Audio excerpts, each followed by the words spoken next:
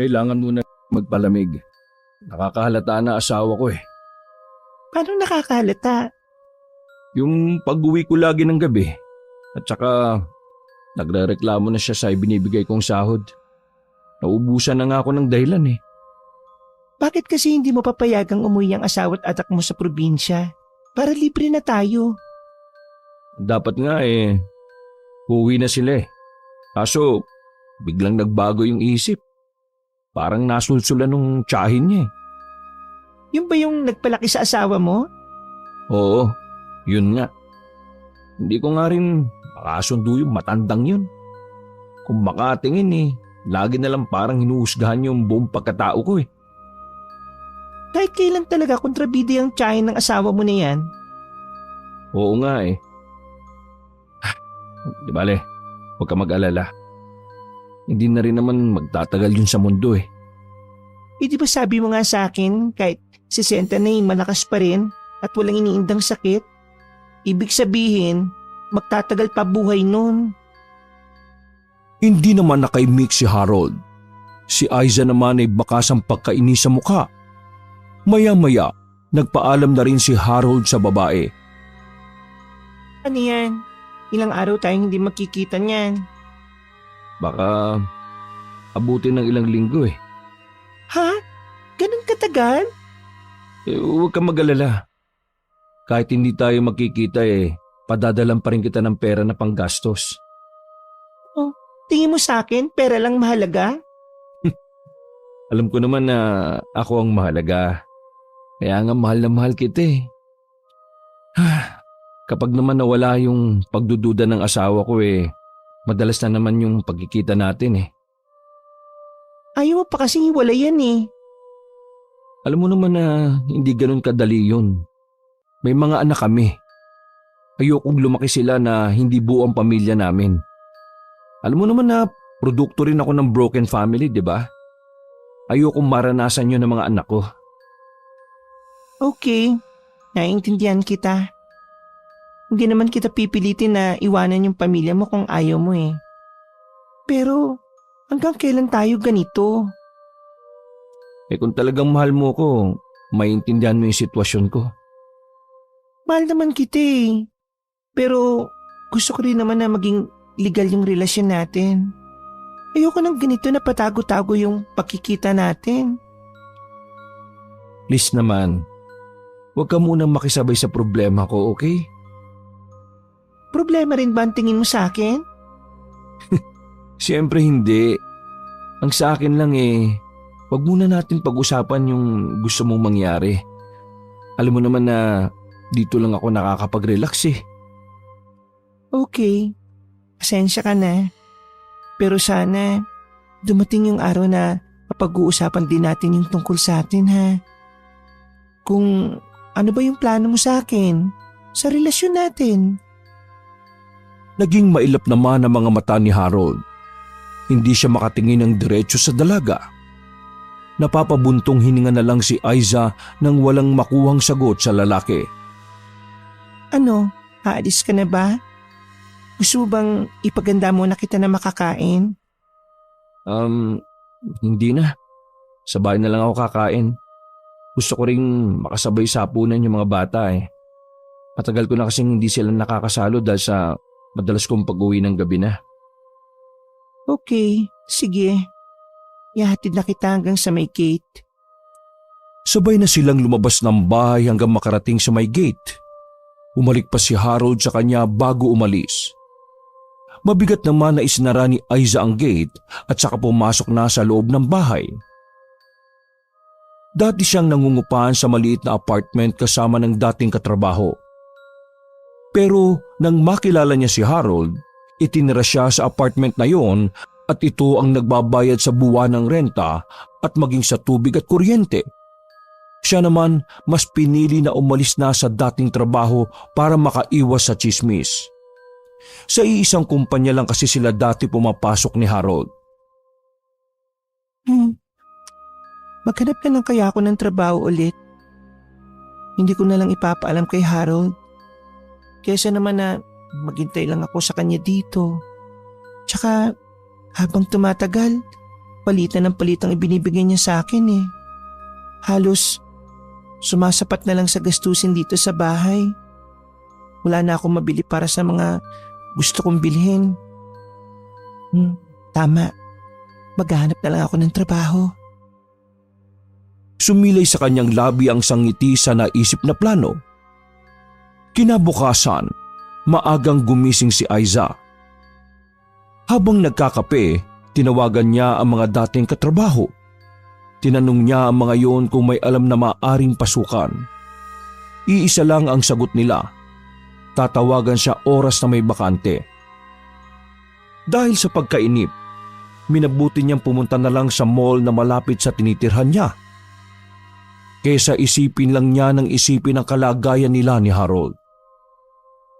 Habang nakaupo sa harap ng food court, nakatungo siya habang nagsi-cellphone. Mula sa gilid ng kanyang mga mata, nakita niyang may umupo sa tabi niya. Sisitahin na sana niya ito nang matigilan nang mapagsino ang nakangising lalaki sa kanya. Ikaw? Anong kailangan mo? Bakit nandito ka?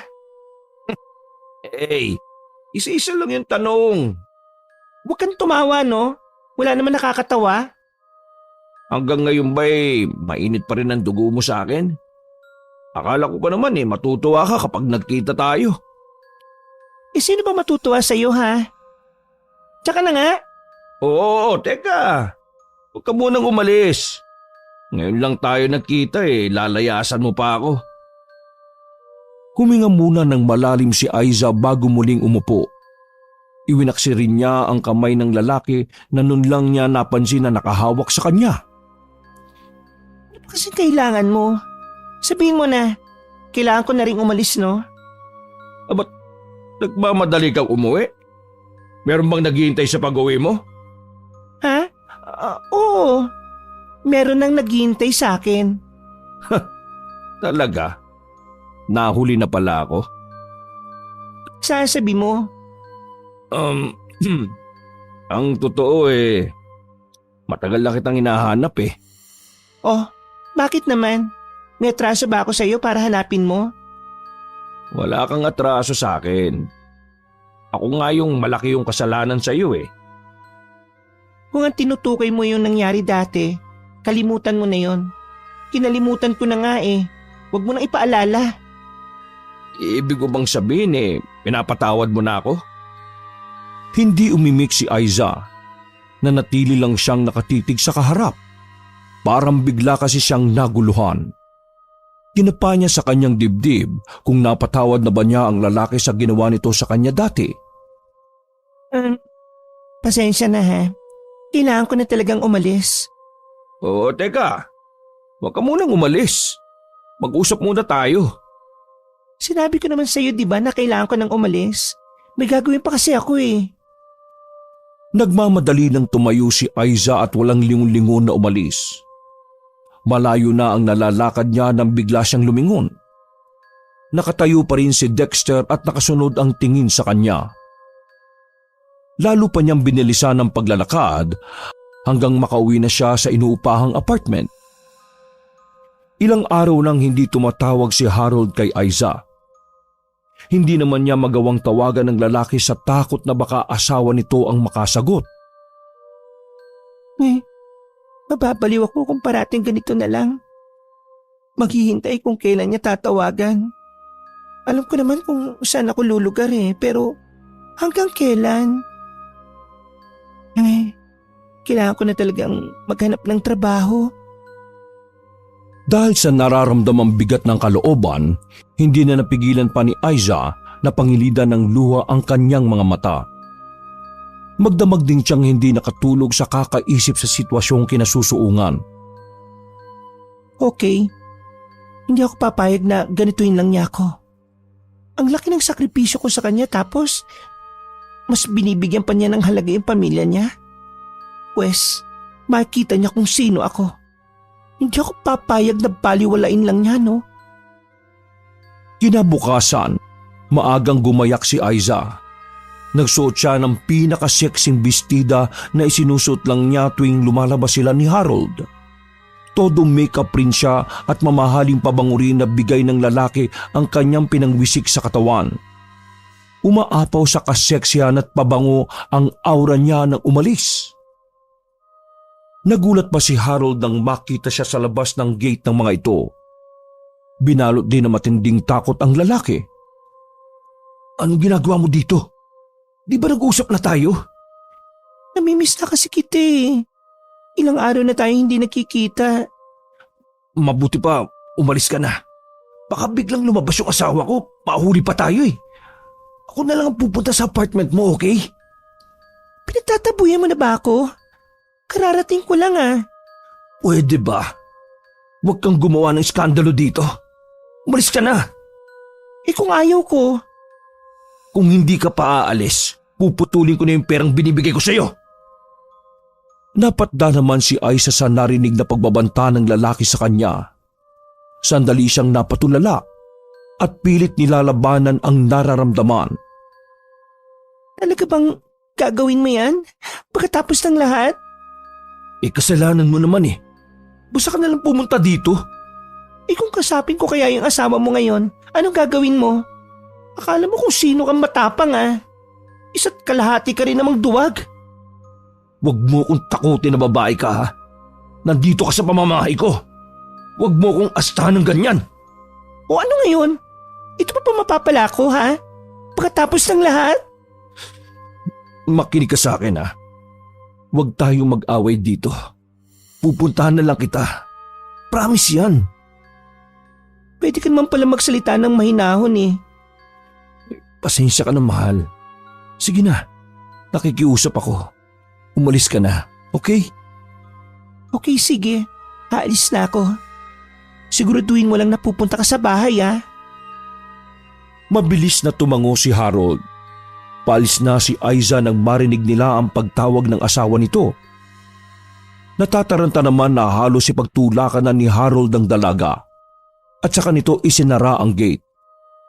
Si Aiza naman ay nanlulumong lumakad palayo. Sa lalim ng iniisip, hindi na niya namalaya na nakasunod pala sa kanya si Dexter. Bigla na lang humarang sa daraanan niya ang lalaki. Naman, sinusundan mo ba ako ha? Hindi ah. May pinuntahan lang ako dito na malapit. Tapos nakita nga kita na tulalang naglalakad. Ang ganda mo ngayon ha. Pero bakit nakasimangot ka? Huwag mong sabihin na hindi ka sinipot ng kadate mo. Parang ganun na nga. Baka gusto mo tayo na lang ang lumabas. Sa tingin mo papayag ako ha? Biro lang naman yon. Ano, uwi ka na ba? Gusto mo ihatid na lang kita sa inyo? Pwede bang tantanan mo na lang ako? Lalo mo lang sinisira ang araw ko eh. Oo. Mukhang galit ka pa rin sa akin dahil sa nagawa ko nun. Oo, tama ka. Galit pa rin ako hanggang ngayon sa'yo. Ano, masaya ka na? Hindi ko naman sinasadya yung nangyari nun eh. Hindi ko rin naman gusto yung nangyari. Tapos na yon. Huwag mo nang ungkatin pa. Hahakbang na sana si Aiza nang pigilan siya ng lalaki. Sandaling nagkatitigan sila bago iniiwas ng dalaga ang paningin. Yan mo na sana makabawi sa'yo. Kahit anong gawin ko, mapatawad mo lang ako. Talaga lang ha? Pwes, layuan mo na ako. Ayaw na kita makita kahit kailan no? Pagkasabi ng mga katagang yon, mabilis nang lumayo si Aiza sa lugar na yon. Pagdating sa tinutuluyang apartment, bumuhos muli ang mga luha niya. Ilang araw din siyang nagkulong at walang ginawa kundi lunurin ang sarili sa alak. Para siyang batang walang tigil sa pag-iyak. Pakiramdam niya, siya na ang pinakamiserable ang kalagayan. Kinabukasan, kahit parang minamartilyo ang ulo, pinilit niya pa rin bumangon. Desidido na siyang maghanap ng trabaho. Swerte naman na natanggap siya sa isang hotel resort bilang receptionist dahil sa rekomendasyon ng isang kaibigan. Isang linggo na siyang nagtatrabaho doon nang biglang sumulpot si Harold sa tinutuluyan. Oh, Buhay ka pa pala. Mahal, pasensya ka na kung ngayon lang ako nakadalaw. Nagka-problema kasi sa bahay eh. Kaya kinalimutan mo na ako. Hindi naman sa ganun. Teka nga lang. Saan ka nga pala nagpunta? Kanina pa ako naghihintay sa iyo eh. Ba't ganyan ang ayos mo? Galing ako sa trabaho. Trabaho? Di ba nag-usap na tayo na hindi ka na magtatrabaho? Sa tingin mo, kung hindi ako magtatrabaho, saan ako kukuha ng panggastos ko? Bayad dito sa apartment, sa ilaw, tubig, pagkain ko pa. Ikaw tong basta ka na lang hindi nagparamdam ng ilang linggo? Sorry na mahal. Hindi ko naman ginusto na hindi ka mapuntahan dito eh. Sabi ko nga nagka-problema sa bahay. Sige na, huwag ka mag-alala. Babawi ako sa'yo. Tingnan mo, may mga dala nga ako para sa'yo eh. Inakay ni Harold ang dalaga papunta sa kusina. Naroon ang mga pinamili nito para sa dalaga. Naglabas din ito ng lilibuhing papel at iniabot ito sa kanya. Hindi na napigilan ni Aiza ang ngiti sa labi. Batid agad ni Harold na bati na sila nito. Habang naghahapunan, panay ang kanilang kwentuhan. Naayos mo na ba yung problemang sinasabi mo? Ha? Oo, okay na. Wala na yung tiyahin ng asawa ko sa bahay eh. Wala na magsusulsul sa asawa ko. Yung matanda lang naman ang problema ko eh. Pakiramdam ko kasi, laging binabantayan yung galaw ko. Lagi pang nakasumbong sa asawa ko. Mabuti naman. Di, madalas ka nang pupunta dito. Oo naman. Basta huwag ka nang babalik sa trabaho mo ha. Gusto ko dito ka lang. Hintayin mo lang ako at bahala na ako sa lahat. Isayang naman yung trabaho ko. Ang laki pa naman ng sahod. Huwag ka na nga manghinayang sa kita mo. Kaya ko namang ibigay ang lahat ng pangangailangan mo eh. Sinang-ayunan na lang ni Aiza ang lalaki. Tsak naman kasing hindi siya mananalo dito kung makikipagtalo pa siya. Nang sumunod na araw, madalas ngang dumalaw sa kanya si Harold. Pagkagaling sa trabaho, sa inuupahang apartment na niya ito tumuloy. Baka naman makahalata na naman yung asawa mo ah. Lagi ka na lang nandito eh. Di yun. Abala yun sa pag-aasikaso sa mga anak namin. Tsaka, lagi kong dinadahilan na overtime ako sa trabaho. Buti naniniwala naman siya sa'yo. Kahit hindi pa siya maniwala, wala na siya magagawa pa, no? Yumakap ng maigpit sa kanya si Harold. Ang kanilang lambingan ay nauwi sa mainit na tagpo. Nang mga sumunod na araw, nagpaalam si Harold na hindi makakapunta sa kanya dahil masama ang pakiramdam. Hindi rin umano ito makakapasok sa trabaho. Habang nagwawalis nga sa tapat ng inupahang apartment, bigla na lang sumulpot si Dexter sa kanyang harapan. Oh, man, huwag mo sabihin na may pinuntahan ka na naman malapit dito sa amin. Ang totoo niyan ikaw talaga ang sadya ko. Ilang araw na kitang minamatyagan eh. Di lang ako makalapit dahil sa lalaking yon. Ganun ba? Gusto mo bang tumawag ako ng pulis ha? Di sige. Para mabuking ka ng misis ng jowa mo. Sa tingin mo sino ang mas nakakaya? Ako, kaya ko mag-alibay na may pinuntahan lang akong kaibigang malapit dito. Ikaw, anong ikakatwiran mo sa pakikiapid sa asawa ng iba, ha? Kasi kailangan mo. Bakit ayaw mo akong tantanan? Gusto mo bang patawarin kita sa ginawa mong panloloko noon? O sige, pinapatawad na kita. Siguro tatantanan mo na ako, no? Hindi lang yun ang gusto ko. Ano pa? Gusto ko makipagbalikan ka rin sa akin. Ano? Napapaliw ka na ba? May asawa ka ng tao, no? Ano? Pamilyado rin naman yung karelasyon mo ha. Tigilan mo na yung kalokohan mo, no? Hindi ako nakikipagrelasyon ulit sa'yo. Kung tutuusin kasalanan mo rin naman Kung di mo ako niloko noon, di sana hindi ako masasadlak sa ganitong sitwasyon. Kaya nga gusto kong bumawi sa'yo Ikaw talaga mahal ko hindi yung babaeng pinakasalan ko. Niloko rin niya ako eh. Sabi niya nabuntis ko siya. Yung pala hindi naman. Maniwala ka. Natakot lang talaga ako noon. Pero ikaw talaga yung mahal ko. Sa tingin mo maniniwala pa ako sa'yo, ha? Hindi na, no? Akmang papasok na ng loob ng bahay si Aiza nang maagap na humarang sa kanyang daraanan si Harold. Mag-usap muna tayo. Ayoko nga pakipag-usap sa'yo. Matagal na tayong tapos. Kaya pwede ba umalis ka na? Huwag mo parang sa dinaraanan ko. Hindi. Kapag hindi ka pumayag na makipag-usap, sasabihin ko sa misis ni Harold ang tungkol sa relasyon ninyo. Kapal ng mukha mo para pagbantaan ako? Sige, gawin mo. Akala mo naman agad yung maniniwala sa'yo? Paano ko sabihin kung may ebidensya ako? Sa tingin mo kaya hindi siya maniniwala sa akin kapag pinakita ko to sa kanya? Yung mga picture nyo ng asawa niya habang magkasama kayo? Napipi naman bigla si Aiza. Dama rin niya ang panlalamig ng katawan. Hindi rin humihiwalay ang tingin niya sa hawak na cellphone ng lalaki. Parang gustong magdilim ng kanyang paningin. Hindi mo pwedeng gawin yan. Maawa ka. Bakit hindi? Simula na magkita ulit tayo, wala ka nang ginawa kundi pagsupladahan ako eh. Para naman tayong walang pinagsamahan yan eh. Patawarin mo na ako. Kaya lang naman ako ganun sa'yo dahil sa galit ko sa ginawa mo sa akin noon eh.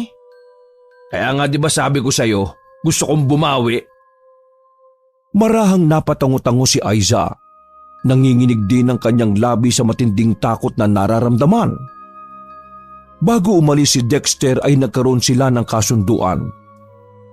2 linggo rin hindi nagpakita si Harold sa kanya pero lagi itong tumatawag at nagpapadala rin ito ng pera para sa gastusin niya. Sinong kausap mo? Wala. Kaibigan ko lang, nangungumusta lang. Ilang araw na kaming hindi nakikita eh. Ganun ba? Pwede ka naman makipagkita sa mga kaibigan mo eh. Di rin kita pagbabawalan kung gusto mong gumimik kasama sila. Salamat.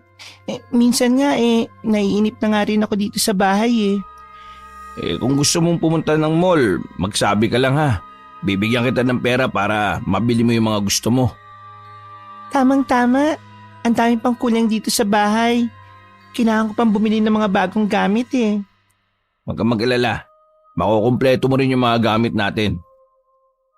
Gumanti ng matamis ng ngiti si Aiza sa lalaki. May ilang araw na simula nang lumipat ng ibang bahay si Aiza.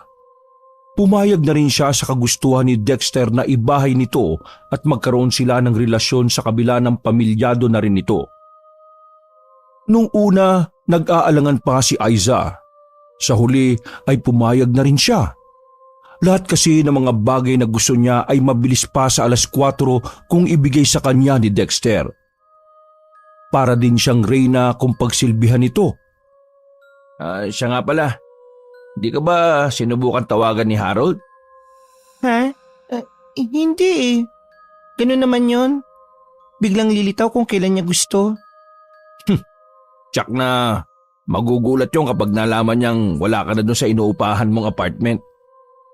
Wala na akong pakialam kung ano man ang magiging reaksyon niya ano. Ang mahalaga naman ikaw yung pinili ko.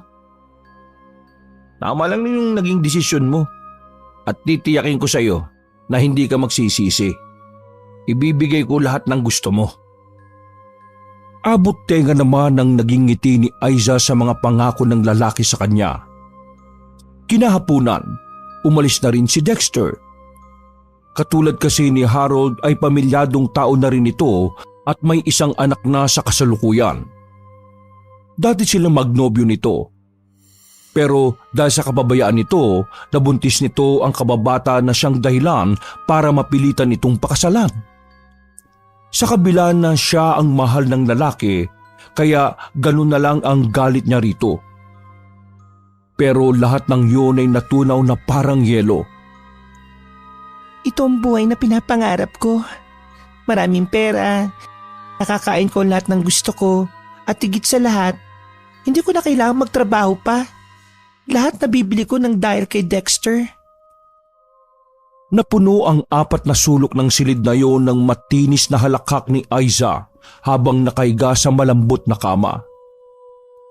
Kinabukasan, nagpunta ng grocery store si Aiza.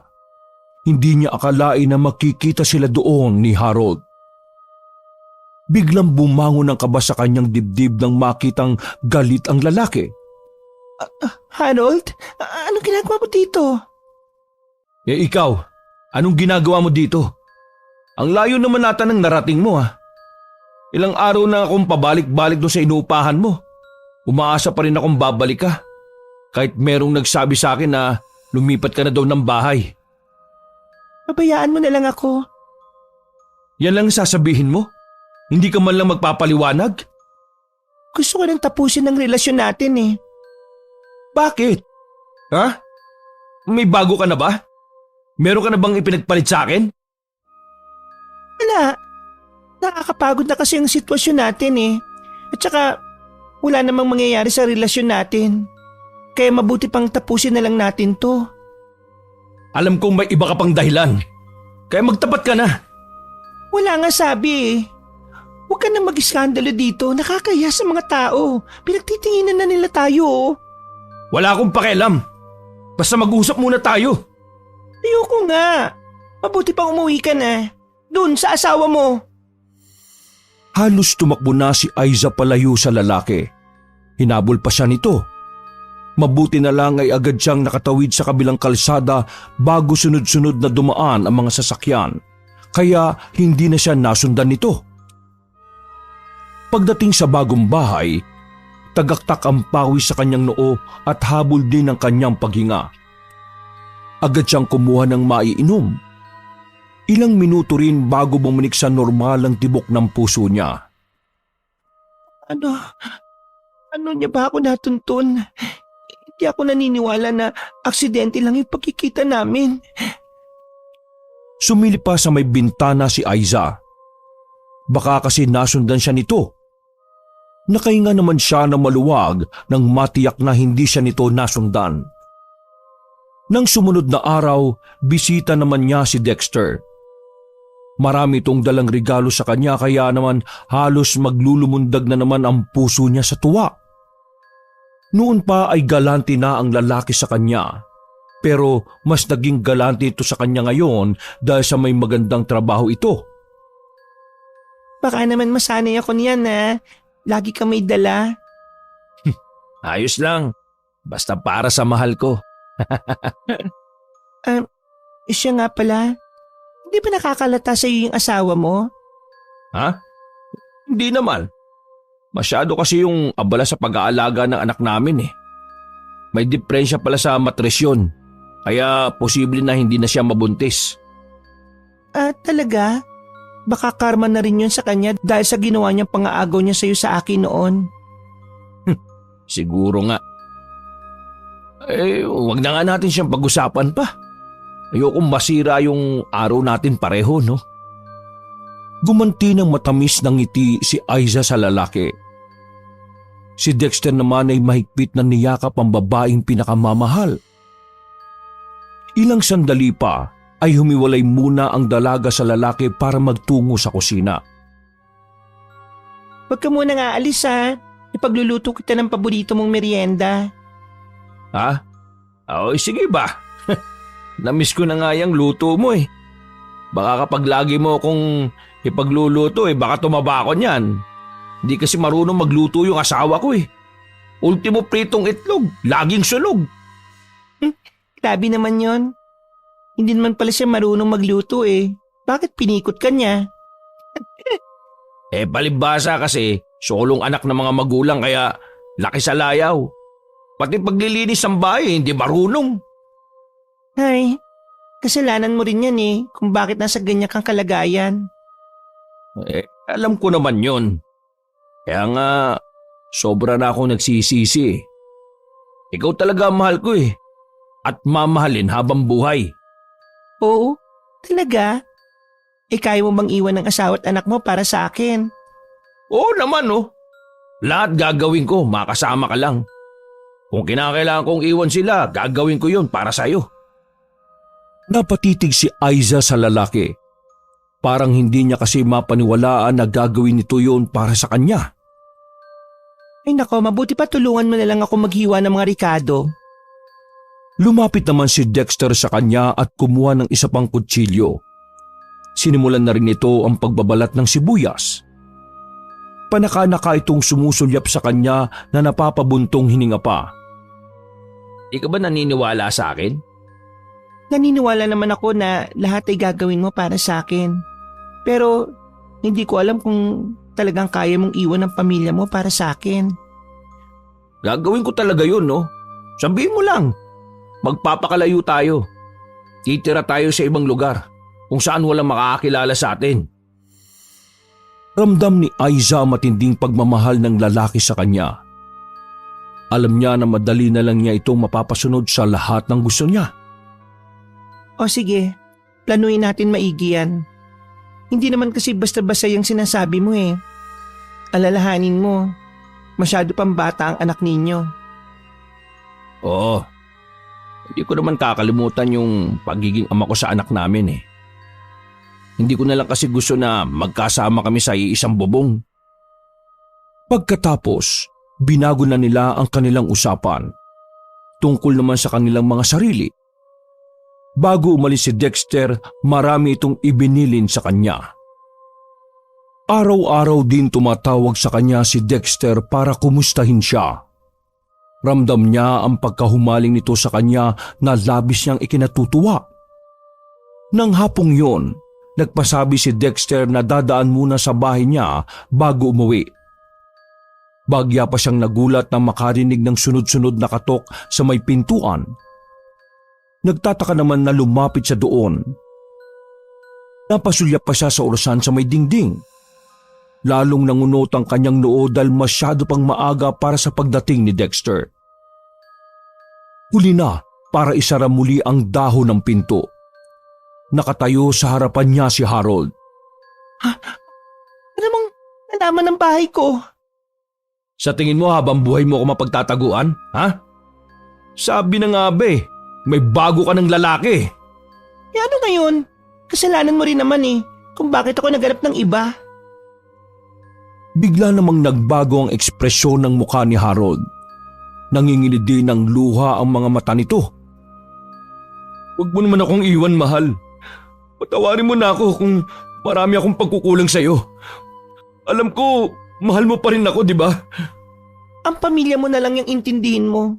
Kalimutan mo na ako. Mahal na mahal kita. Hindi ko kaya na mawala ka sa akin. Pakiusap. Bumalik ka naman sa akin, oh. Hindi ka ba marunong umintindi?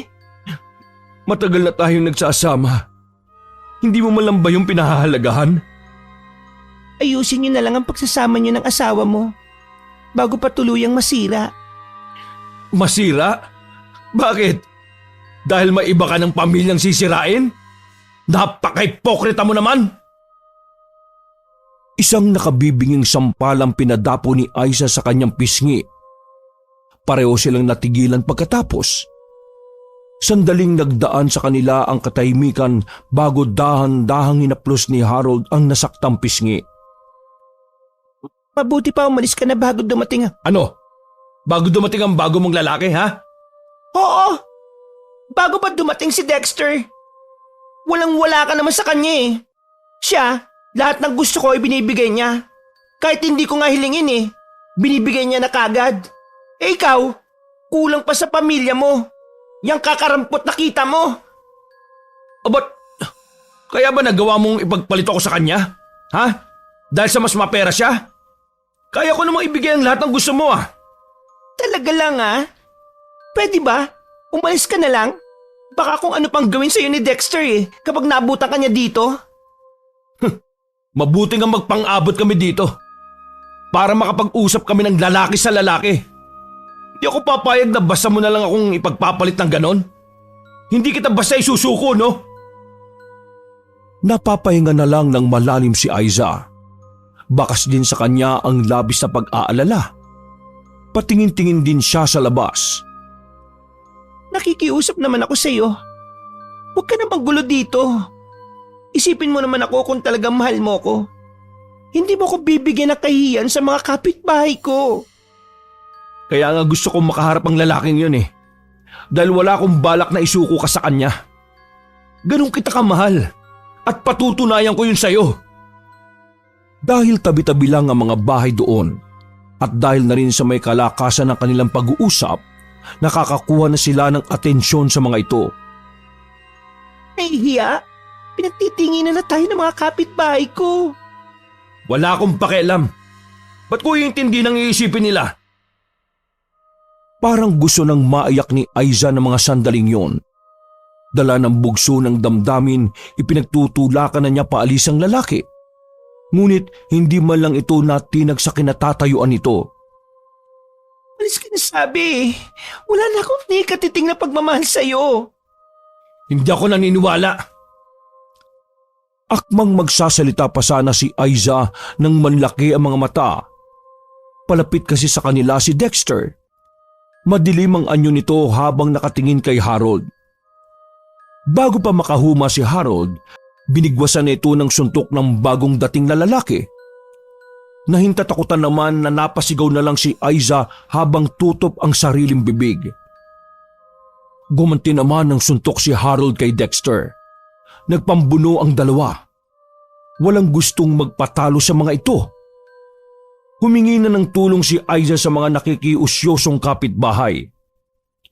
Agad namang pinaghiwalay ang dalawa na patuloy sa pagbabatuhan ng matatalim na tingin. Hayop ka! Wala ka na bang makuha ang babae, ha? Pati pag-aari ng iba ay naagaw mo? Una kami nagkakilala ni Aiza, no? Bago ka pa dumating sa buhay niya. Kaya wala kang karapatan sa kanya. Eh ano kung nauna mo siyang nakilala? Matagal na yon. Di ba pinagpalit mo nga siya sa iba? Ang kapal ng mukha mo para balikan mo pa siya? Para sa kaalaman mo, ako na ang mahal ni Aiza ngayon. Kaya tantanan mo na siya. Hindi ko siya ipapaubaya sa'yo, no? Lahat gagawin ko para makabawi sa kanya. Ikaw ang tumigil na sa paghahabol sa kanya. Alagaan mo na lang ang pamilya mo. Hayaan mo na kami.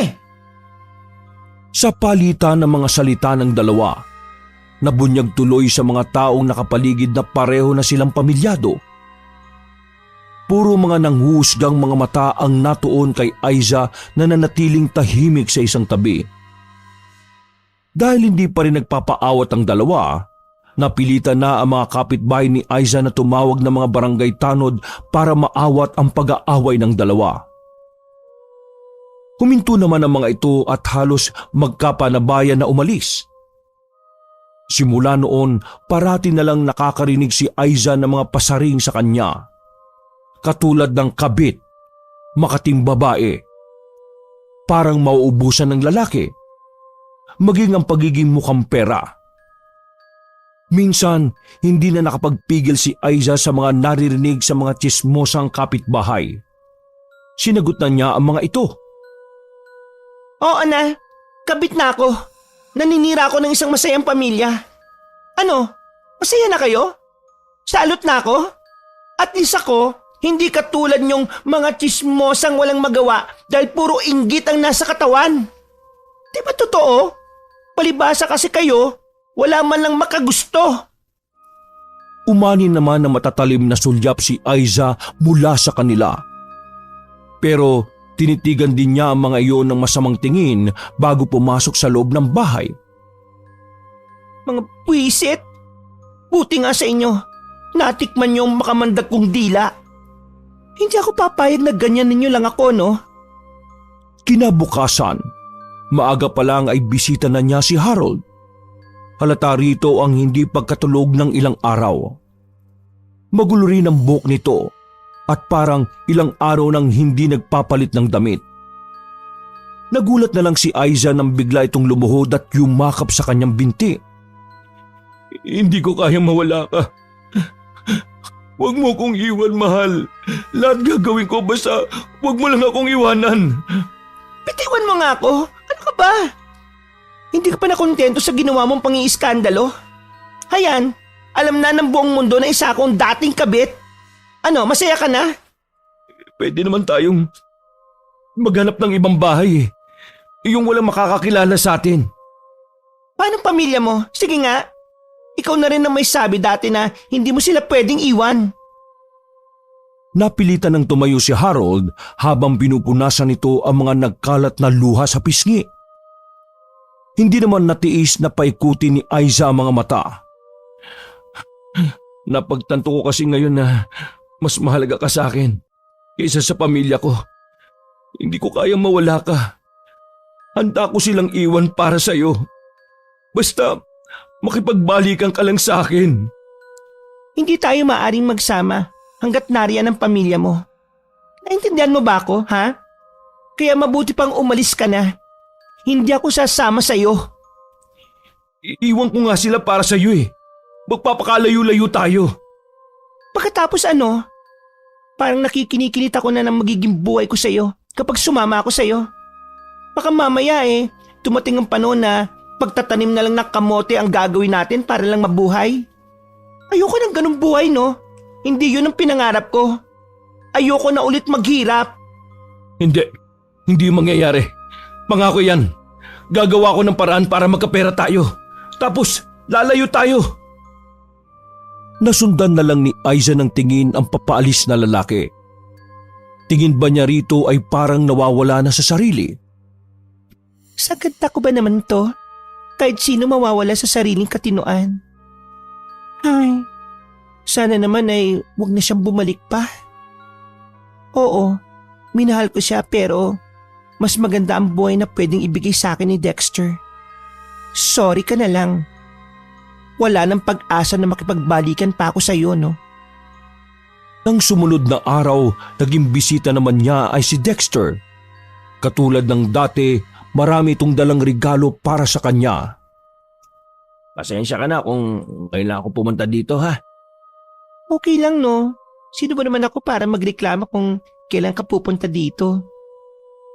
Alam ko nagtatampo ka. Pero sana maunawaan mo rin yung sitwasyon ko ha.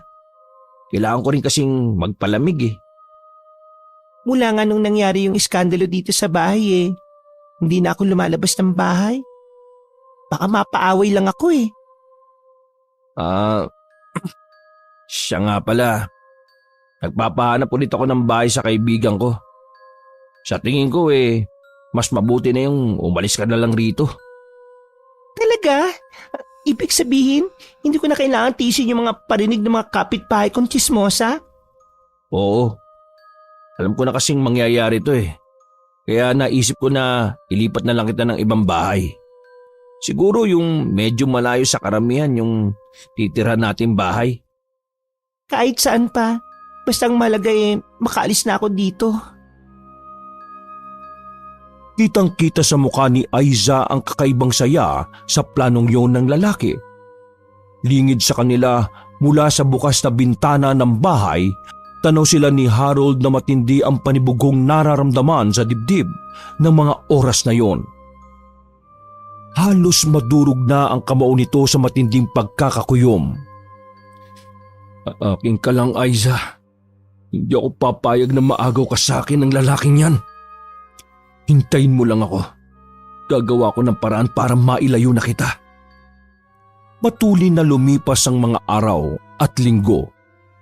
Hindi pa rin nakakahanap ng bagong malilipatan si Aiza. Kaya wala siyang mapagpilian kundi ang pagtiisan ang mga kapitbahay niya. Mabuti na lang, hindi na ulit nagpakita sa kanya si Harold. Buti naman at hindi na siya bumalik. Pero hindi ako dapat magpakampante. Baka mamaya bigla na lang yung sumulpot dito. Ba't kasi ang tagal makahanap ng bahay ng kaibigan ni Dexter? Dahil sa pagkainip na nararamdaman, binuksan na lang niya ang TV. Sakto naman na balita ang palabas. Ayon sa reporter na naghahayag ng balita, isang lalaki di umano ang muntik nang mapatay ang mag-iina nito. Tila nawawala na raw sa tamang katinuan ng lalaki. Nahuli pa di umano ito na nagdanakaw sa mga biyena nito habang sinasabi na lalayo na sila ng kabit nito. Agad naman nakatawag ng pulis ang kaanak ng mga biktima at napatay ito ng mga pulis ng manlaban. Kakaiba ang naramdaman ni Aiza sa balita. Kaya pinatay na lang niya yon at nagtungo na lang sa kusina. Habang naghahanda ng hapunan, tumawag ang kaibigan niya. Ito ang nakaalam ng tungkol sa kanila ni Harold. Labis siyang nagulantang sa ibinalita nito na wala na di umano si Harold. Bigla niyang naalala ang balitang napanood sa TV. Hindi maaaring patay na siya.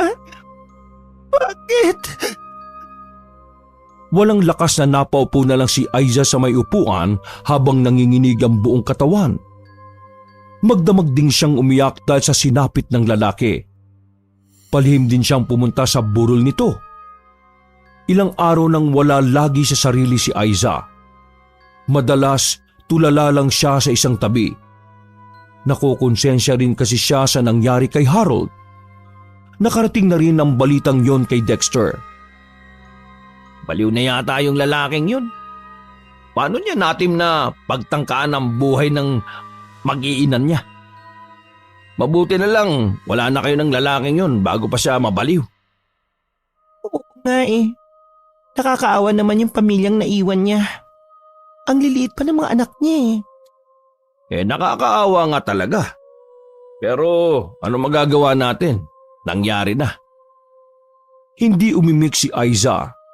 Nang mapansin na tila naapektuhan ng dalaga sa kanilang pinag-uusapan, minabuti na lang na baguhin ni Dexter ang paksa. Oo nga pala. May nakita ng bagong bahay yung kaibigan ko sa isang maliit na baryo. Malayo sa karamihan ng bahay. Tsak na magugustuhan mo doon dahil wala kang kapitbahay. Hindi ka mag-aalala na pagtsismisan ka. Kailangan pa ba talagang lumipat ng bahay? Baka pwedeng dito na lang ako? Oh, bakit nagbago isip mo? Wala naman. Naisip ko lang na siguro hindi na kailangan lumipat pa ako. Dahil ba sa nangyari kay Harold? Kaya ayaw mo nang umalis dito? Nananantyang tanong ni Dexter sa dalaga. Hindi naman makaapuhap ng tamang sasabihin ng dalaga. Pakiwari niya na mga sandaling yon ay lutang siya. Umiwas na lang siya ng tingin sa lalaki para hindi nito mabasa ang nasa isip niya. Sa huli, ang desisyon pa rin ni Dexter ang nasunod. Ilang araw ay lumipat na sila sa bagong bahay na kanyang titirhan. Kakaiba ang pakiramdam niya sa bahay. Bago naman ang bahay at may malawak na bakuran. Malayo din sa mga kapitbahay. Parang ibang pakiramdam ko sa bahay na to. Anong ibig mong sabihin? Hindi ko may paliwanag eh. Basta, ang bigat lang sa pakiramdam. Baka naman naninibago ka lang. Sanay ka kasing marami kang kapitbahay. Ako gusto ko dito. Tahimik at walang abala sa atin. Hindi pa pwedeng maghanap na lang tayo ng ibang bahay. Mabigat talagang pakiramdam ko sa bahay na to eh. Di sige. Pero wag muna ngayon Kasi yung inutusan ko na maghanap ng bahay na to, umuwi ng probinsya. Kahit ako na lang ang maghanap. Di sige. Ikaw ang bahala. Baka ilang araw lang magbago pa yung isip mo at magustuhan mo rin dito tumira. Hindi yung sinagot ni Aiza. Inilibot pa niya ang paningin sa katamtamang laki ng bahay. Tiningnan din niya ang dalawang silid sa bahay na yon at maging ang banyo. Wala naman siyang nakikitang mali o pangit sa bahay. Sadya lang talagang mabigat ang pakiramdam niya sa lugar. Pagtapak pa lang ng mga paa niya sa bakuran, biglang nagtayuan ng mga balahibo niya sa katawan sa hindi maipaliwanag na dahilan. Mabuti na lang 2 gabi siyang sinamahan doon ni Dexter. Tinulungan din siya nitong mag-ayos ng mga gamit nila. Ang ilan ng mga nakakahunag gamit ay hindi na niya inilabas dahil lilipat din naman sila. O paano? Okay ka na ba rito? Kaya mo na mag-isa? Oo naman. Huwag ka mag-alala. Huwag mong kalimutan na lagi mong ilak ang pinto at bintana Huwag ka palang tatawag. Hintay mo ang tawag ko. Tanging pagtangon na lamang ang naging tugon ni Aiza sa lalaki bago ito umalis. Nang maiwang mag-isa, naisipan na lang niyang magligpit ng mga natirang kalat at binuksan niya ang pinto para sana magtapon ng basura. Pero bigla siyang napata sa kinatatayuan. Sa harapan kasi ng pintuan ay naroon ang isang madungis na manika. Hindi na nagdalawang isip na damputin ni Aiza ang manika at isinama yon sa basurang itatapon niya. Sino naman kaya yung nakaiwan ng manika na to? Sobrang pangit naman at nandilimahid sa dumi. Diyan ka nababagay sa basurahan. Matapos may tapon ng mga basura, pabalik na sana si Aiza sa bahay nang matigilan siya sa pagakbang. Pakiramdam niya kasi parang may mga matang nagmamasid sa kanya. Bigla ring umihip ng malakas ang hangin. Napayakap na lamang siya sa sarili at saka nagmamadali ng pumasok. Kinabukasan, maaga siyang nagising kahit puyat. Dumiretso kagad siya sa kusina pero ganun na lang ang gulat niya nang makita ang maruming manika na itinapon niya. Nasa ibabaw yun ng lamesa. Ha? Paano nangyari yun? Itinapon na kita. Nilapitan niya yun at pahablot na kinuha sa ibabaw ng lamesa. Dinala niya yun sa labas at itinapon sa basura. Dama pa rin niya ang pangangatal ng buong katawan sa nararamdamang takot. Kinahapunan, dumaan si Dexter sa bahay. Agad niyang ikinuwento ang tungkol sa manika. Ano bang pinagsasabi mo? Drugs ka ba? Walang nakakatawa sa sinabi ko, no? At hindi ako kailanman gumagamit ng drugs. Okay, sorry naman. Biro lang naman yun eh. Yung tungkol sa manika, baka naman akala mo lang na itapon mo na pero nadala mo pala dito ulit sa loob ng bahay. Hindi pa ipapasok sa loob ng bayang maruming manika na yon. At isa pa, sigurado ako na itinapon ko na yun sa basurahan. Tingin ko, masyado ka lang stress. Ba't hindi ka muna mag-relax? Sino ba naman ang hindi may stress, no? Unang gabi ko pa lang dito may kababalagan na kagad na nangyari. Okay, sige. Ganito na lang. Sasamahan muna kita ngayong gabi. Okay ba yun? Sigurado ka? Paano yung asawa mo? Baka magduda yon. Bakit hindi ka umuwi? Ako nang bahala. Mamaya tatawagan ko siya. Nawala naman ang takot na nararamdaman ni Aiza. Naging panatag na rin siyang kumilos dahil nariyan lang si Dexter. Naulinigan pa niya itong kausap ang asawa at nagdadahilan kung bakit hindi makakauwi ng gabing yun. Habang naghahapunan, napasulyap bigla si Aiza sa may bintana. Mabilis na gumapang sa kanyang katawan ng kilabot. Isang malakas na sigaw ang kumawala sa kanya. Agad naman siyang dinaluhan ni Dexter. Oh, bakit? Anong nangyari? Natataranta na rin si Dexter dahil hindi niya alam ang nangyayari sa babae. Kita kasi sa mukha nito ang matinding takot habang mayroong itinuturo sa labas ng bintana. Nang sundan niya ang itinuturo nito, wala naman siyang nakita na ano paman. Kita ko si Harold. Aguan, nakatayo siya doon. Wala naman ah. Baka guni-guni mo lang yon. Sigurado ako, siya yung nakita ko. Nanlilisik ang mga mata niya na nakatingin sa akin. Galit siya sa akin. Kaya siya nagpapakita. Wala na si Harold. Ano ka ba? Patay na siya. Kaya imposible na magpakita pa siya. Baka minumulto na niya ako. Dahil ipinagpalit ko siya sa iyo. Walang multo ano? Hindi yun totoo. Niyakap pa ni Dexter ang babae para makalma ito. Nanginginig pa ang katawan nito sa matinding takot. Ilang minuto pa ang kanyang pinalipas bago iwan ito sandali para tingnan ang labas ng bahay. Wala naman siyang nakita na tao. Iginala pa niya ang paningin sa buong paligid. Tanging mabining hangin at kadiliman ng gabi ang sumalubong sa kanya. Pinuntahan din niya ang bintana kung saan nakita ni Aiza ang sinasabi nitong multo ni Harold. Pabalik na siya nang mapansin ng mga bakas ng paa. Hindi naman umulan pero may bakas ng putik sa banda roon.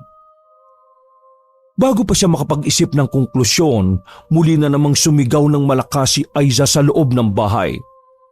Natataranta na naman bumalik siya sa loob ng bahay. Naabutan niyang nakasalampak ang babae sa sahig habang umiiyak. Agad namang lumapit dito si Dexter. Anong nangyari? Ayan na naman ang manika. Nasundan ng tingin ni Dexter ang tinuturo niya. Isang madungis na manika ang nasa sofa at nakaharap sa kanila. Kahit siya ay nakakaramdam ng kilabot sa katawan, para kasing may kakaiba sa titig ng manika sa kanila. Paanong nangyari na nandito sa loob ng bahay ang manika? Sabi ko naman sa iyo nakakaiba ang manikang yan. Itapon mo na ulit yan sa basurahan. Sabi mo nga bumabalik rin ng manikang yan eh. Hayaan na lang muna natin dito. Ha? Ano kaya lang dito? Kita mo nga ang takot ko sa manikang yan Akin na nga yung manikang yan. Oy, bakit? Anong gagawin mo? Hindi tumugon si Aiza sa kanya. Nagmamadali ito na nagtungo sa kusina habang dala ang manika.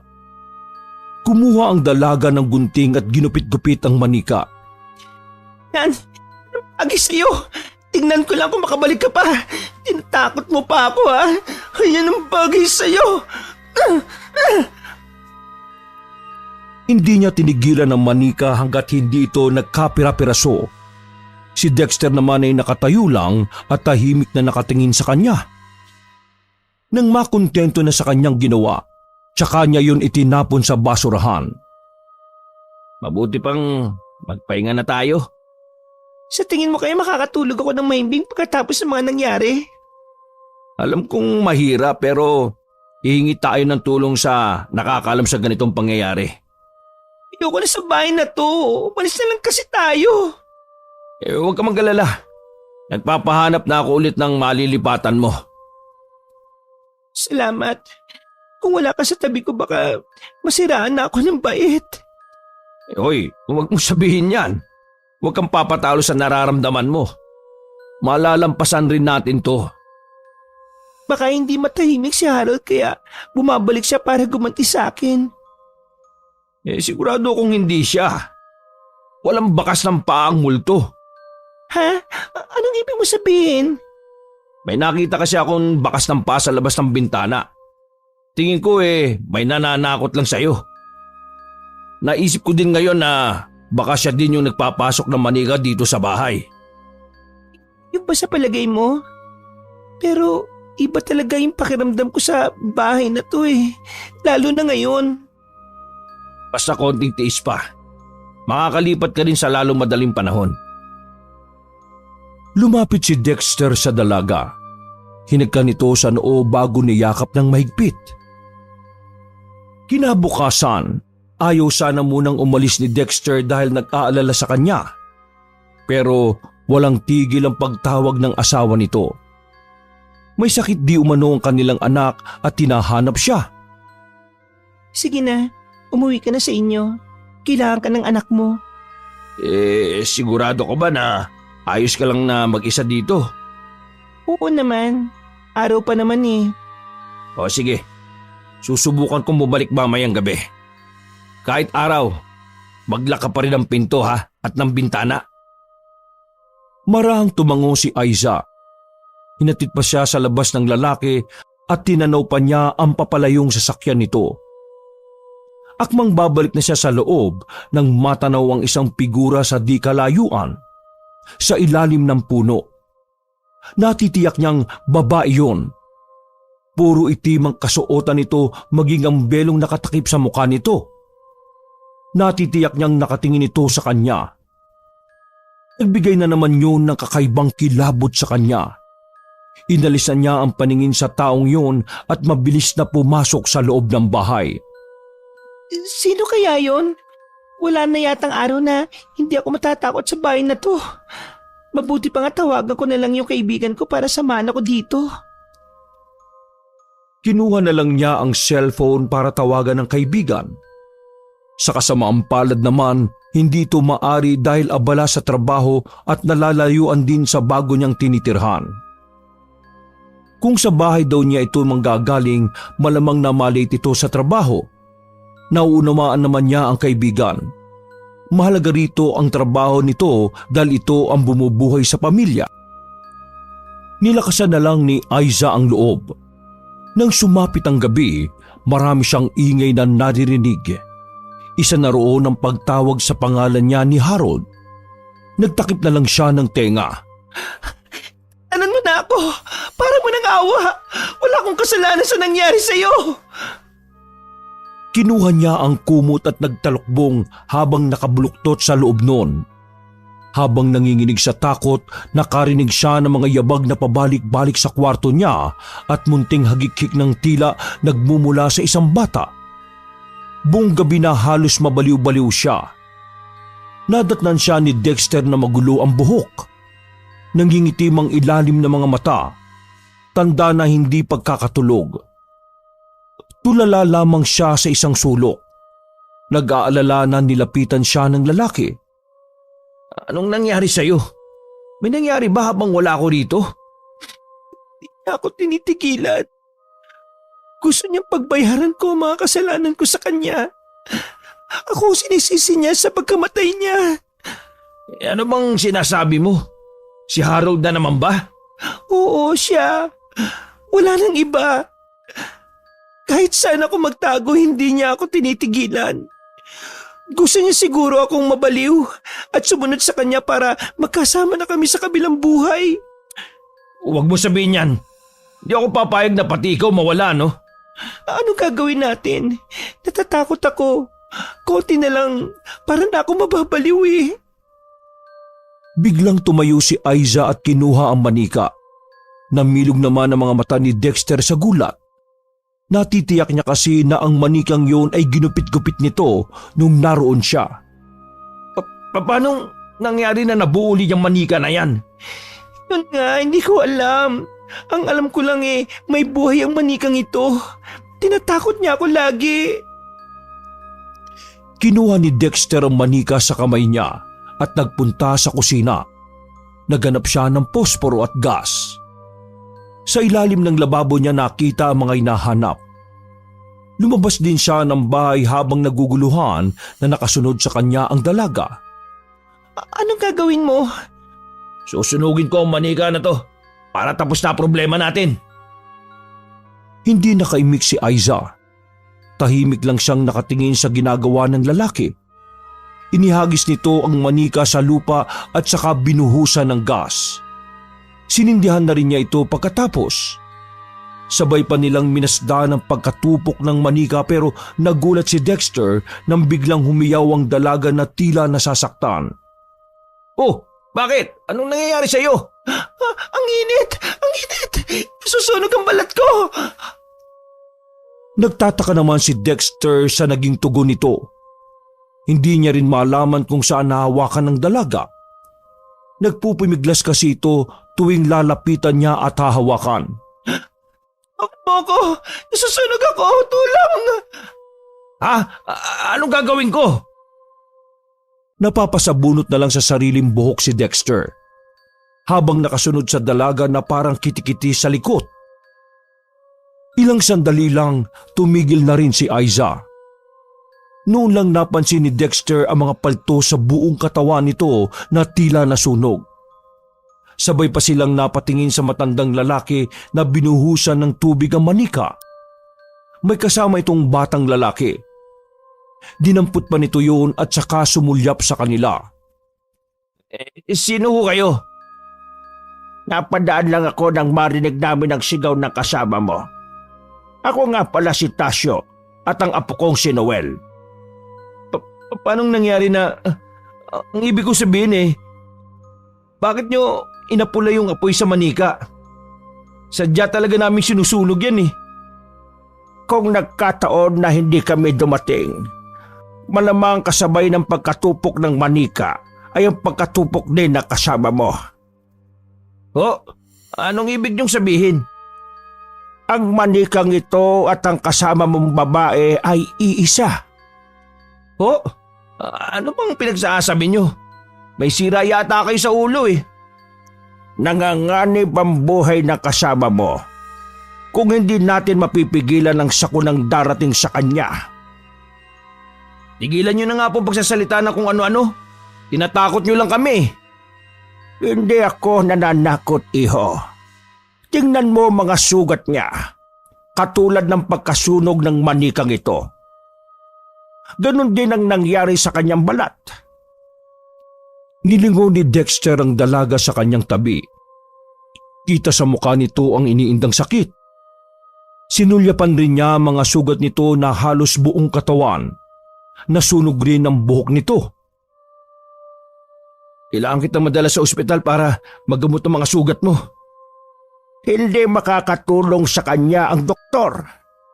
Maaari ko siyang tulungan. Hindi niyo ba nakikita yung kalagayan niya? Doktor lang o makakatulong sa kanya. Inalalayan na ni Dexter ang dalaga para makasakay sa kanyang sasakyan. Bago umalis, nagpahabol pa ng sasabihin ng matandang lalaki. Nariyan sa kakahuyan ng bahay namin ng apo ko. Kapag nagbago ang desisyon niyo, puntahan niyo lang ako. Pero kailangan niyong magmadali bago mahuli ang lahat. Hindi na yung pinansin ni Dexter. Ang dalaga naman ay hindi maalis ang paningin sa matandang lalaki. May pakiramdam kasi siyang matutulungan siya ng matandang lalaki. Pagdating sa ospital, agad naman siyang inasikaso ng doktor. Ginamot ang mga sugat niya at niresitahan din siya ng mga gamot. Pinauwi rin sila pagkatapos. Pagdating sa bahay, doon lang binuksan ni Aiza ang nangyari kanina. Paano kung totoo yung sinasabi ng matandang lalaki? Hindi naman natin siya kilala eh. Bakit ka maniniwala sa kanya? Paano mo ipapaliwanag yung nangyari sa akin kanina? Yung nararanasan kong kababalagan dito sa bahay. Ang pagpapakita ni Harold. Kaya nga iaalis na kita dito sa bahay na to para matapos na. Hindi ganun kadali yun. Nararamdaman ko kahit saan ako magpunta. Lagi tayong susundan ng kababalagan na ginagawa ni Harold. Hindi niya tayo titigilan. Buti sana kung nandito ka lagi sa tabi ko. E di sasamahan kita hanggang makalipat ka ng bahay. Paano kung hanapin ka ng asawa mo? Magaling na ba ang anak mo? Huwag na silang isipin mo, no? Ako nang bahala sa kanila. Bahala ka. Pakiramdam ko, pagod na pagod ako. Para bang may humihigop ng lakas ko. Eh wag mo kasing isipin yan. Maging positibo ka lang. Paano? Puro na lang kamalasan na nangyayari sa akin. Siguro, parusa na sa akin to. Karma na to ng mga nagawa kong kasalanan. Mabuti pag magpahinga ka na lang muna. Ako nang bahala sa hapunan natin. Sige na. Patulog ka muna. Tahimik namang sumunod si Aiza. Inihatid pa siya ng lalaki sa silid. Nang makitang maayos na siya ay saka ito lumabas. Nagulat pa si Dexter na makitang nasa may sala ang manika na muntikan na niyang masunog. Ginagawa ng manikang to dito. Hoy, kung ano ka man ha, o kung kahit na sino pa ang nagpapagalaw sa'yo. Hindi mo kami mapaghihiwalay ni Aiza. Akin lang siya. Kaya kung ako sa'yo, bumalik ka na sa pinanggalingan mo. Dinampot niya yun at saka inilabas ng bahay. Balak sana niyang sunugin yun pero natigilan siyang bigla. Biglang pumasok sa isipan ang mga sinabi ng matandang lalaki. Sa huli, hinayaan na lang niya ang manika sa labas. Pagpasok niya, ganun na lang ang takot na bumalatay sa kanyang mukha. Naroon kasi sa sofa ang manika. Paanong nangyari yun? Sinong kausap mo? Oh, bakit ka lumabas ng kwarto mo? Narinig ko kasi na lumabas ka. Ba't nandito yung manika na yan? Eh yun nga eh. Nagtataka ako kung paano nakabalik dito sa loob ang manika na yan. Eh inilabas ko na yan. Baka nga totoong sinasabi ng matandang lalaki. Yung manika at ako ay iisa. Eh yan ka na naman eh. Naniniwala ka na naman sa mga sinasabi ng matandang yun. O sige nga, paano mo ipapaliwanag ang nangyari? Ewan ko kung paano ipapaliwanag. Pero nasisiguro ko, merong sagot sa lahat ng nangyari ngayon. humingi na tayo ng tulong. Sa pari kaya o kahit kanino. Oo, hihingi tayo ng tulong. Bukas na bukas din. Mahigpit na yumakap si Aiza sa lalaki na ginantihan rin ito ng mahigpit na yakap. Napasulyap si Dexter sa makina na nakaharap sa kanila. Hindi niya tsak kung guni-guni lamang niya na makitang biglang nanlalim ang mga mata nito. Ipinilig na lang niya ang ulo at pagtingin niyang muli sa manika, wala na yung ekspresyon sa mukha. Sa kalagitnaan ng pamamahinga ng dalawa, nabulabog sila sa ingay sa may sala. Sabay pa silang bumangon. Anong ingay yun? Dito ka lang. Titingnan ko yung mga nangyayari sa labas. Baka mamaya pinasok na tayo na masasamang loob. Nakaramdam naman ng pangamba si Aiza nang lumabas ang lalaki. Tumayo na rin siya at nagpalakad-lakad sa buong silid. Samantala, nalalabasan ni Dexter ang sala na nagkalat ang mga gamit at ilan sa mga ito ay nabasag at nasira. Napasulyap siya sa papuntang kusina. Naririnig niya ang matitinis na hagikik na parang sa bata. May kung ano ring nababasag doon. Dahan-dahan ang ginawa niyang pagakbang. Kulang na lang ay lumabas ang puso niya sa matinding kaba na nararamdaman. Ang manika ay nagkaroon ng buhay. Lahat din ng gamit sa kusina ay nasa sahig at lahat ay basag. Parang ipinako na rin sa kinatatayuan si Dexter nang biglang lumingon sa kanya ang manika. Nanlilisik ang mapupula nitong mga mata. Halos mabuwal siya at paatras na bumalik sa pinanggalingan. Napaigtad na siya nang marinig ang malalakas na tili ni Aiza. Nagkabanggaan pa sila sa may sala nang bigla itong lumabas ng silid. Malis na tayo rito. Nandito si Harold. Papatayin niya tayo. Sa kusina, yung manika, nabuhay! Sabay pa silang napalingon nang makarinig ng papalapit na yabag. Hinawakan ng maigpit ni Dexter ang kamay ng dalaga at hinila na niyang palabas ng bahay. Pasakay na sila ng sasakyan nang maalala na nasa lupa ng bahay ang susi. Sa kakahuyan tayo. Nandun ang bahay ni Mang Tasyo. Ha? Anong gagawin natin doon? Hingi tayo ng tulong. Siya makakatulong sa atin. Napasunod na lang si Dexter sa dalaga nang hilahin siya nito. Ilang minuto rin ang kanilang itinakbo. Mabuti na lang maliwanag ang buwan ng gabing yon, kaya nakikita nila ang daan. Ramdam din nila ang mga yabag na sumusunod sa kanila. Sa pagmamadali, napatid ang paa ni Aiza sa nakausling ugat ng puno. Oh, ayos ka lang ba? Bubuhatin na kita. Mauna ka na sa bahay ni Mang Tasyo. Tsaka mo na lang ako balikan. Hindi maaari, no? Hindi kita pwedeng iwan dito. Bubuhatin na kita. Bago pa siya mapangko ni Dexter, isang nilalang ang bigla nalang lumitaw sa kanila. Isang nilalang ang bigla nalang lumitaw sa kanilang harapan. Isang sigaw ang kumawala kay Aiza. Tila gusto na niyang takasan ng ulirat sa mga nangyayari. Si Harold nakatayo sa harapan nila habang nanlilisik ang mga mata. May dugo pang umago sa ulo nito na pumuno sa buong mukha nito. May binibigkas ito na hindi nila marinig. Lumayo ka, kampo ng dilim! Sa ngalan ng Panginoon na pinakamakapangyarihan sa ibabaw ng lupa! Inuutosan kitang bumalik ka sa pinanggalingan mo!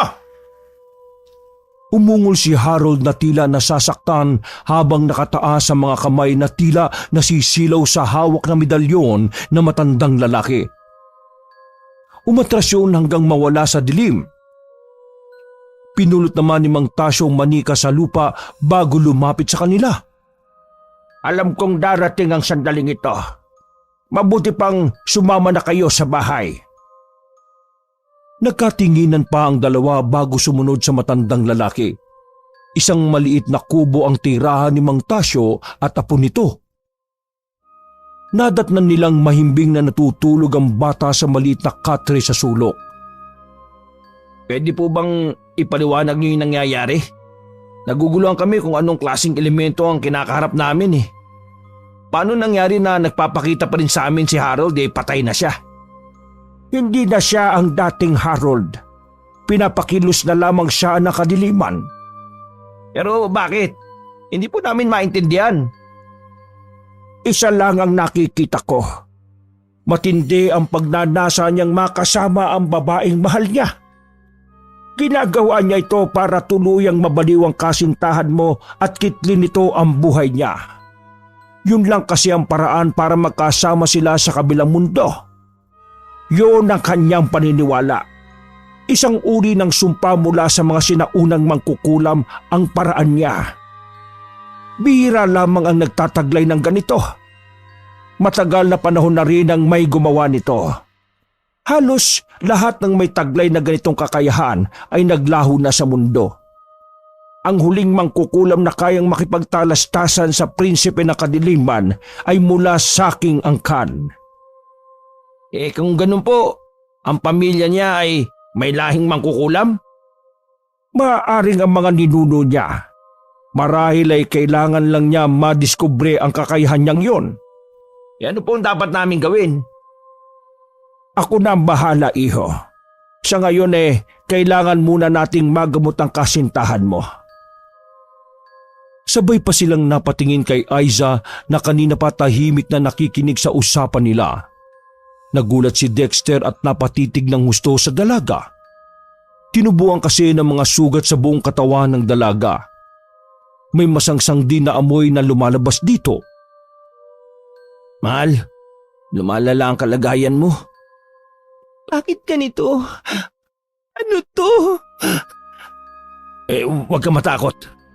Tutulungan tayo ni Mang Tasyo. Oo, iha. Ako na ang bahala sa iyo. Magtiwala ka lang at manalig na malalampasan niyo ang pagsubok na to. Kahit nakakasulasok ang amoy na lumalabas sa katawan ng dalaga, niyakap pa rin ito ni Dexter para aluin. Isang ritual ang ginawa ni Mang Tasyo. Makailang beses din namatay ang mga sinindyang kandila ng matandang lalaki.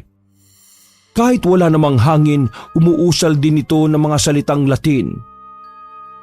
Tila nakikipagbuno ito sa isang nilalang na hindi nila kauri. Makailang beses din nagpakita ang imahe ni Harold sa kanila hanggang inalisan ito ng maskara ni Mang Tasyo. Nakakatakot ang totoo nitong anyo. May 2 sungay ito at mabalahibo ang buong katawan. Sa sobrang takot, nawalan ng malay si Aiza. Ako ang hanapin mo! Tayo ang magtaas! Ibabalik kita sa pinanggalingan mo! Patuloy ang pakikipagtagisan ni Mang Tasyo sa halimaw na nasa kabilang harapan. Sa huli, ang mabuting hangarin pa rin ng matanda ang nagwagi. Patuloy na lumipas ang 1 buwan. Kasalukuyang nasa terminal ng bus sina Dexter at Aiza. Sigurado ka na ba sa plano mo na umuwi na lang sa inyo? Oo, sapat na ang nangyari para mapagtanto ko yung mga mali kong nagawa. Mahalin mo ang pamilya mo higit kanino man, ha?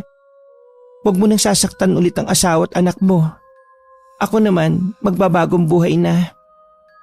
Oo, nagsisisi na rin ako sa lahat ng mga nagawa kong pagkakamali. Ay, sige, mag-iingat ka sa pupuntahan mo, ha? Sa huling pagkakataon ay niyakap ni Dexter ang babaeng pinakamamahal.